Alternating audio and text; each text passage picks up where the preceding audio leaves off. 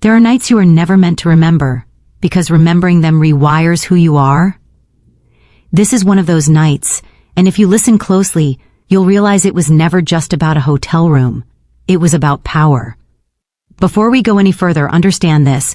What I'm about to tell you isn't a confession. It's a pattern, an ancient one, a ritual dressed up as coincidence. And once you see it, you'll never unsee it. A storm grounded the city, flights canceled, streets flooded, systems overwhelmed. That's always how it starts. Chaos, just enough to suspend the rules without anyone admitting it out loud. Civilization likes to pretend it's orderly, but history shows us something darker. Control thrives best when order collapses for just one night. 2 people, 1 room, 1 bed. On paper, it was logistics. In reality, it was hierarchy stripped naked. The airport lights reflected off the floor like a cathedral of obedience. Rolling luggage, rushed bodies. Everyone trained to move forward, never questioning who decides the path. That's how institutions survive, by conditioning compliance long before temptation ever appears. He was her boss. Not just a man, but a title, authority tailored into a suit, the kind of presence that doesn't need medieval bishops, imperial advisors. They all knew proximity was the true currency. Who sat closest? Who shared chambers? Who stayed behind after the torches went out? History isn't ruled by armies alone. It's ruled by rooms like this one. When he loosened his tie, it wasn't seduction. It was permission. The uniform of authority relaxed, but the authority remained. That's how psychological dominance works. Remove the armor slowly so the other person mistakes vulnerability for equality. She told herself it was temporary. 1 night, 1 storm, 1 exception. That's how every corruption begins. You see, forbidden systems don't announce themselves as evil. They present as reasonable, necessary, even humane. There's no other option. We'll manage, don't worry. Those phrases have justified more broken boundaries than any weapon ever has. The storm outside wasn't background noise, it was theater. Nature has always been used as an excuse for moral suspension. Floods, plagues, wars. When the world feels unstable, humans reach for connection, even if that connection crosses lines they once swore were permanent. And lying there, inches apart, the distance wasn't measured in space. It was measured in restraint. This is where men must pay attention, because what was happening wasn't attraction, it was alignment. 2 nervous systems recalibrating under pressure, her respect, his authority, her invisibility, his isolation. That combination has been exploited by institutions for centuries. Churches called it confession, corporations call it mentorship, empires called it loyalty. Same mechanism, different costume. He spoke softly. That matters. Soft voices bypass defenses. They feel safe. They lower guardrails. Power that whispers is far more dangerous than power that shouts.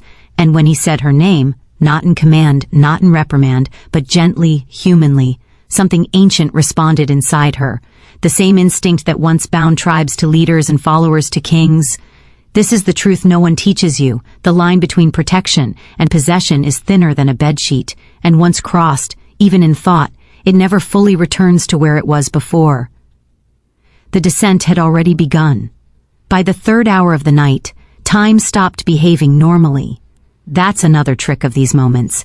They detach you from sequence, from cause and effect, from consequence. Ancient mystery schools understood this well.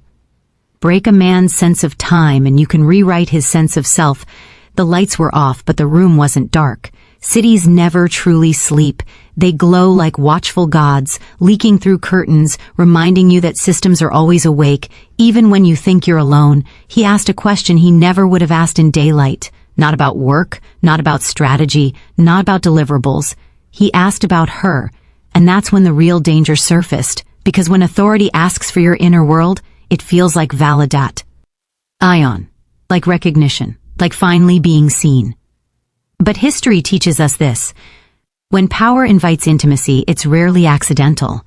It's a test of access, she answered carefully at first, safe truths, acceptable vulnerabilities. But each word loosened something inside her. That's how psychological control systems operate. They don't demand confession, they reward it. He mirrored her, shared his own burdens. Loneliness, pressure, the weight of leadership. This is an ancient maneuver. Julius Caesar used it. So did monarchs, generals, cult leaders, CEOs. Revealed just enough weakness to appear human while never surrendering the upper ground. And it worked. Because empathy is a lever. Men must understand this deeply. Vulnerability expressed from a position of power is not the same as vulnerability expressed from below. One invites connection, the other invites exposure. As the storm thundered, something invisible moved closer. Not bodies, identities. The roles that once defined them began to soften. Boss, employee, leader, subordinate. These are constructs, and constructs dissolve fastest when no one is watching. When his hand brushed hers, it wasn't electricity that mattered. It was permission, a brief, deniable crossing of a boundary. Small enough to retreat from, large enough to change everything. This is how institutions avoid blame. Nothing is explicit, nothing is forced, everything is implied. That's how corruption survives. Silence returned, but it wasn't neutral anymore. It was loaded. Silence after shared vulnerability is never empty. It's anticipatory. It waits to see who will move first, who will reclaim the old order, who will let it fall. He broke eye contact first. That tells you something, not about weakness, about awareness. He knew the edge they were standing on, knew the implications, knew that once a certain threshold is crossed, history stops caring about intentions and starts recording outcomes. She lay there, heart racing, realizing something terrifying. The danger wasn't that something might happen.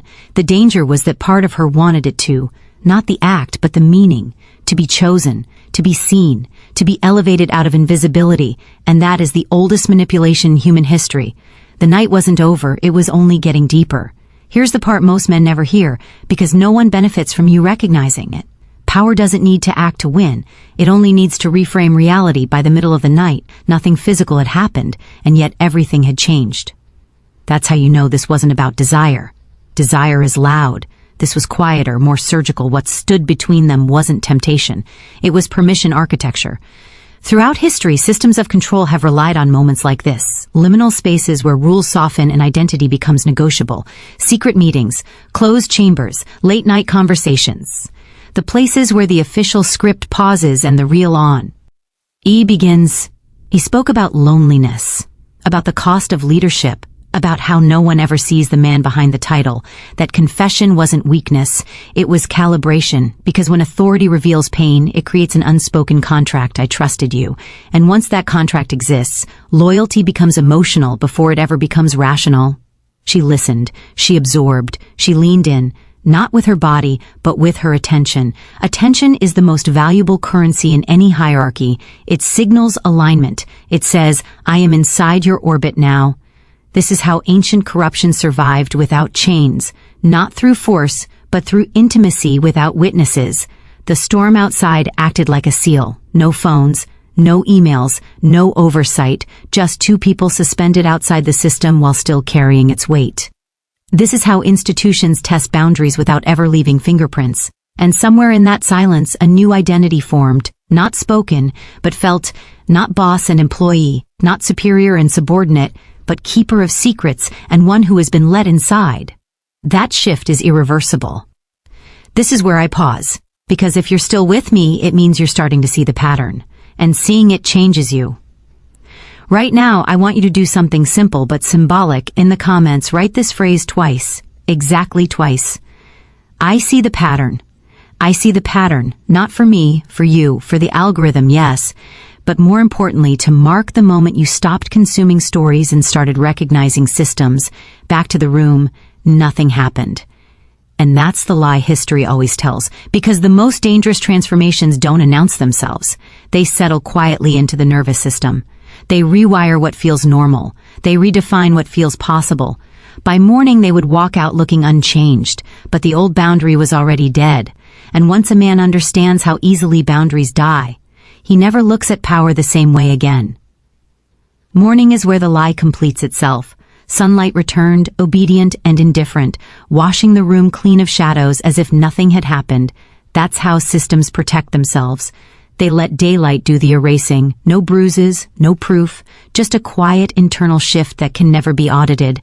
They woke as professionals again, but professionalism, once cracked, becomes theater. He moved first. Leaders always do, not because they're eager, but because they set the tempo. A shower running, a shirt buttoned, the old armor reassembled, piece by piece. Authority restored without discussion. That too is ancient. Kings did it. Generals did it. Men who understood power always know when to close the window they briefly opened. She followed suit. Laptop out, emails checked. Voice adjusted, spine straightened. The body remembers roles faster than the mind wants to admit. This is how conditioning works.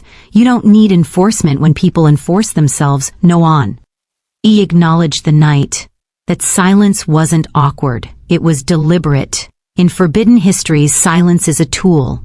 It creates plausible deniability while preserving leverage. What isn't spoken becomes more powerful than what is confessed. Because now there is a shared memory with no public language, a secret without a name. And secrets always tilt the balance. He didn't touch her, didn't flirt, didn't cross a line that could be written down. Instead, he did something far more consequential. He noticed her. A glance held a second longer, a tone softened slightly, her opinion given weight it hadn't carried before. This is how invisible hierarchies are reshaped, not through promotions or titles, but through subtle shifts in attention. History calls this favor. Empires were built on it. She felt it immediately. That dangerous warmth of recognition, the sense of being chosen without being claimed. That's the hook. That's how loyalty forms without contracts. That's how men are bound to kings and workers to institutions that don't love them back. Understand this clearly. Nothing binds a human being more tightly than the belief that they have been seen by power. And that belief doesn't need romance. It doesn't need touch. It only needs contrast. Before and after, before invisible, after acknowledged. The storm ended. They checked out. The city resumed. The world moved on, but inside her something recalibrated. And inside him something settled. He now knew how close the boundary could come without breaking. She now knew what proximity to power felt like. Neither of them would ever fully forget it. This is how institutions perpetuate themselves across generations, not with cruelty alone, but with moments of almost crossing, with nights that meant nothing, with stories that never make it into policy manuals. And here's the truth most men never confront. Once you've stood that close to the edge, you start seeing edges everywhere, and you realize how many of them are designed.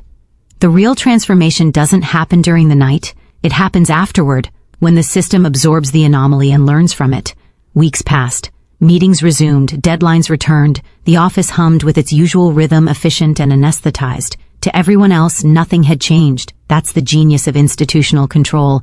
It hides its adaptations inside normalcy. But beneath the surface, the dynamic was no longer neutral. He trusted her more. Not officially, not on paper, but in tone, in access, in the way information flowed. Power always remembers who stood near it during moments of vulnerability. That proximity creates a psychological ledger, one that never needs to be written down. She felt it too. The subtle pull, the internal recalibration. She worked harder, not because she was asked to, but because part of her wanted to maintain alignment. This is the invisible contract no HR department will ever acknowledge. You see, systems don't rely on fear alone. They rely on gratitude. Gratitude is more efficient than obedience. Ancient priesthoods knew this. So did monarchies. So do modern corporations. When someone believes they've been personally recognized by authority, they internalize the system's goals as their own. That's not manipulation in the crude sense, it's indoctrination at the nervous system level. She began anticipating his needs, reading between lines, filling gaps before they were spoken. To outsiders, she looked exceptional, reliable, leadership material. In reality, she had crossed into a deeper layer of the hierarchy, one defined by psychological proximity, not rank. And here's the part men must sit with uncomfortably. He may not have planned any of this. That's what makes it more dangerous. Systems don't require villains. They require incentives and human nature. Authority attracts confession. Proximity breeds attachment. Silence preserves deniability. The machine runs itself. History is filled with men who believed they were simply being kind, simply being human, while unknowingly reinforcing structures that benefited them. This is why forbidden knowledge is rarely dramatic. It's mundane, it's polite, it wears a clean face. The night in the hotel room became unspoken mythology between them, a reference point that shaped future interactions without ever being referenced, a reminder that rules are flexible when circumstances align, and she carried it like a quiet mark of initiation. Not because something happened, but because she learned something. She learned that power listens when it wants to.